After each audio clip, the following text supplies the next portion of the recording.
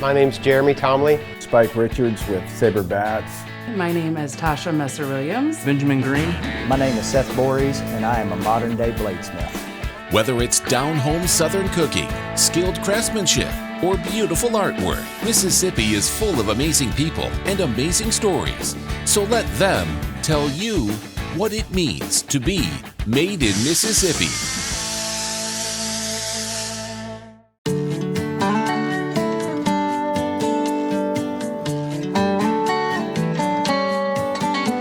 I am Eric Williams, and my full-time job is I teach at Jones College. I'm in the emergency technology or paramedic program. I'm the assistant director there.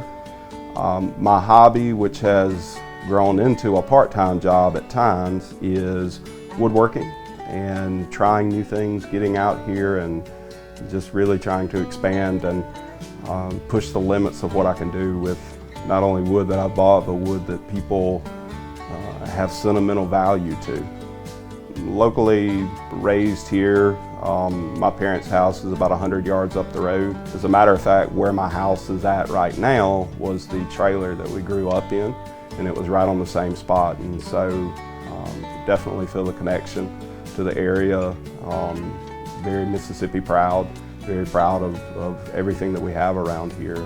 It's just really cool to be able to come out here in my shop and do things that this same place that my dad and my granddad was out here as well. And also my son, he's playing in the same area that I played, and he's out here in my shop working in the same spot, learning how to use the tools. He's 5, so still requires a little supervision, but yeah.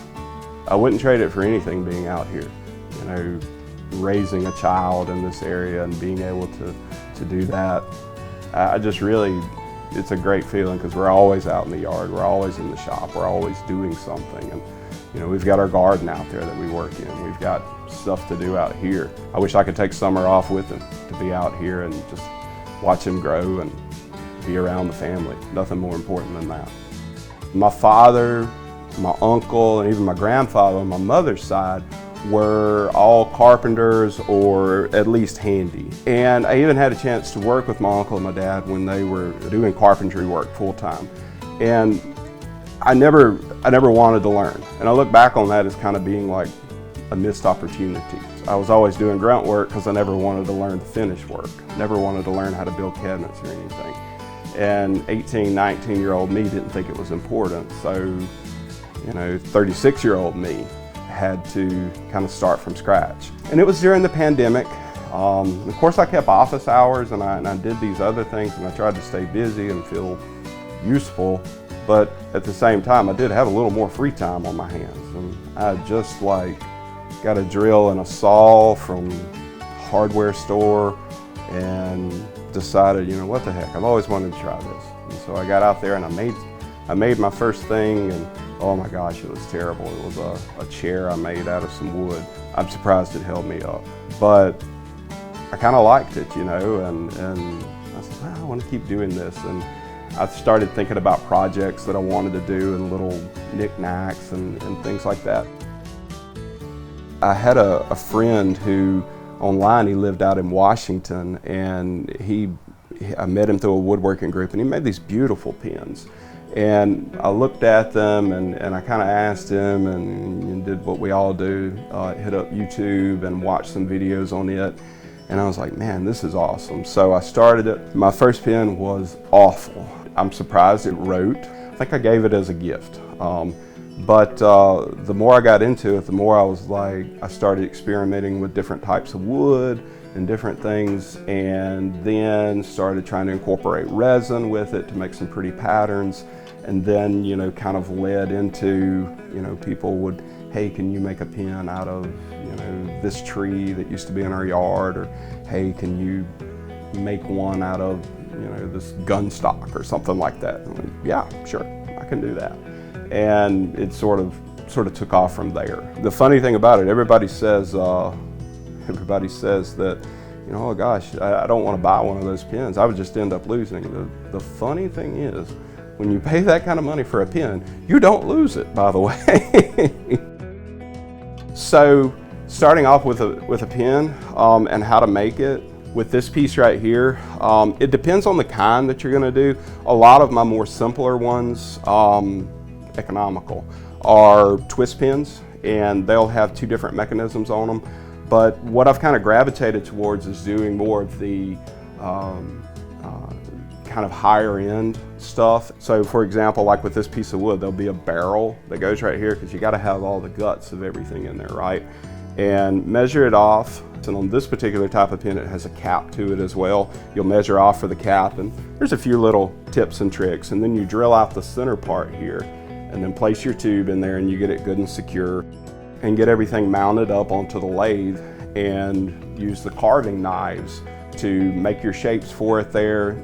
You have bushings that go on either end of it, and those bushings are used to help guide it and to show you, what the finished product's going to look like. But once you get it cut, and once you get it there, which is actually not as difficult as people may think, once you get it cut and you get the shape that you want there, you do a little bit of fine sanding, a little bit of tune-up on it, and then you put a seal coat on it. If people are going to buy a pin from me, I want it to last them forever, as long as it can. And so I put a good seal coat on it there to protect it and to make sure that it's well taken care of, not gonna rot, split, bust, fall apart.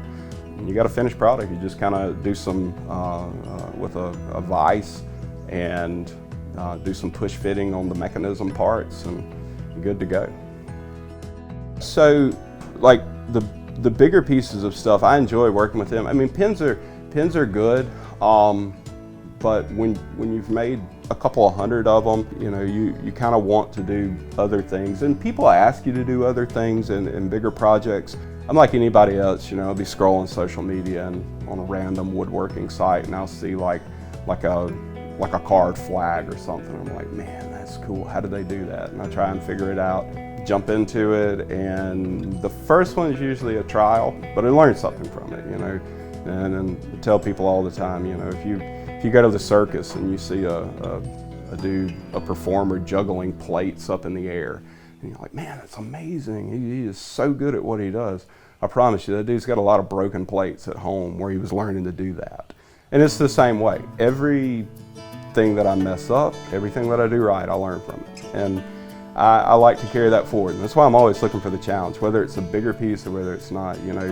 The plaid, the piano board, any kind of thing that just push the limit. I want people to look at it, and particularly the bigger pieces, I want people to look at it and be like, wow, how'd you do that? That's just magic. So one of the things that I want to do today is a cross piece. And kind of the backstory on all of this is that the guy I know, his father is the pastor at First Baptist Church, Moss.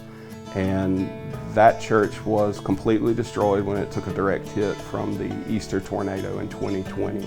And it was very tragic there, and it kind of have a personal connection.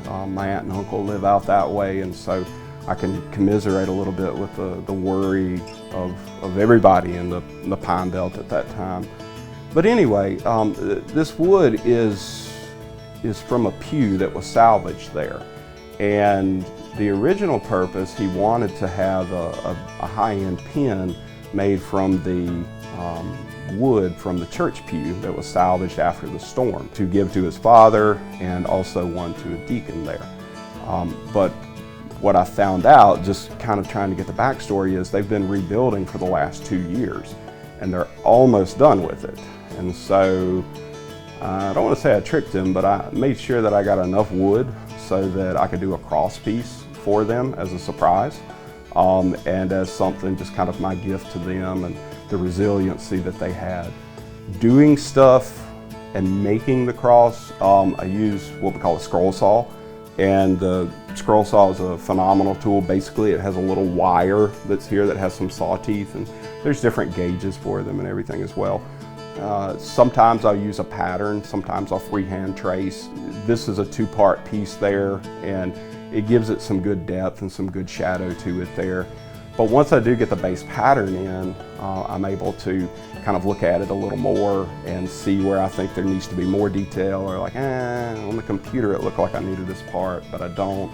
Over here, let's flesh this out a little more to really give some good depth. So, but it usually starts off with a base pattern once you sit down at the saw, but typically it'll end up with a lot of freehand work to it.